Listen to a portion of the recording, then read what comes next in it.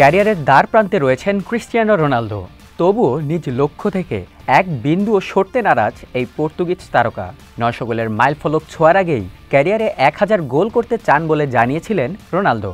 তারই শুরু ৯০১ নম্বর গোল করে। আল নাসেরের হয়ে সৌদি প্রো লিগের ম্যাচেই নিজের ৮৯৯ গোলে পৌঁছে গিয়েছিলেন রোনালদো। ৯০০ গোলের মাইলফলক ছোঁয়ার জন্য প্রস্তুত ছিল উয়েফা নেশনস লিগের মঞ্চ। সেখানেই প্রথম ম্যাচে ক্রোয়েশিয়ার বিপক্ষে গোল করে ইতিহাসের প্রথম ফুটবলার হিসেবে অফিশিয়ালি ৯০০ গোলের মাইলফলক ছুঁয়ে ফেলেন ৫ বারের ব্যালন ডি'র জয়ী এই তারকা। ১০০০ গোলের লক্ষ্য ছুঁতে এবার করলেন আরও এক গোল।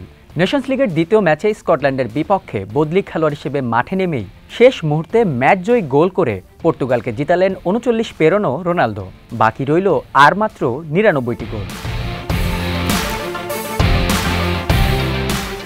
২০০২ সালে পেশাদার ক্যারিয়ার শুরু হওয়া রোনালদো এখন পর্যন্ত ম্যাচ খেলেছেন ১২৩৭টি, গোল করেছেন ৯০১টি, যেখানে স্প্যানিশ ক্লাব রিয়াল মাদ্রিদের হয়ে গোল করেছেন সর্বোচ্চ ৪৫০টি, ইংলিশ ক্লাব ম্যানচেস্টার ইউনাইটেডের হয়ে ১৪৫টি, জাতীয় দল পর্তুগালের হয়ে ১৩২টি, ইতালিয়ান ক্লাব জুভেন্টাসের হয়ে ১০১টি, সৌদি ক্লাব আল নাসেরের হয়ে ৬৮টি এবং জীবনের প্রথম ক্লাব স্পোর্টিং লিসবনের হয়ে গোল করেছেন ৫টি। ডান পায়ের ফুটবলার হিসেবে পরিচিত রোনালদো এই ৯০১ গোলের বেশিরভাগই করেছেন ডান পা দিয়েই। ডান পায়ে তার গোল ৫৭৫টি, অপেক্ষাকৃত দুর্বল বাঁ পায়ে গোল ১৭৩টি, মাথার স্পর্শে গোল করেছেন ১৫১টি, ডান উরুতে একটি ও বাঁ কনুই দিয়ে করেছেন একটি গোল।